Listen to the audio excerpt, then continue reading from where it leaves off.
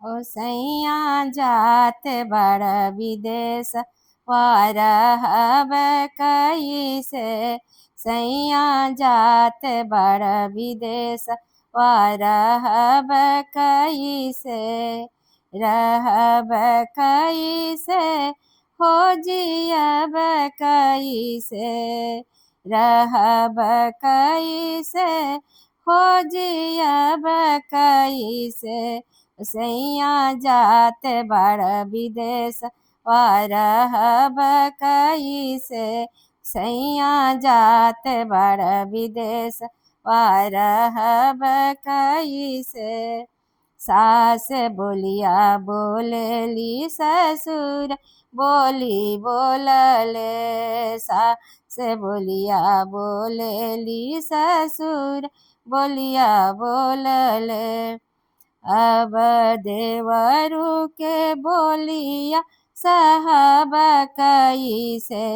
ये जी देवरू के बोलिया साहब कैसे।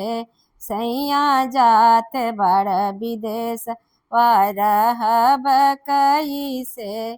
सैया जात बड़ विदेश वारहब कैसे। जेठ बोलिया बोलल जेठानी बोलिया बोलली। जेठ बोलिया बोलले जेठानी बोलिया बोलली।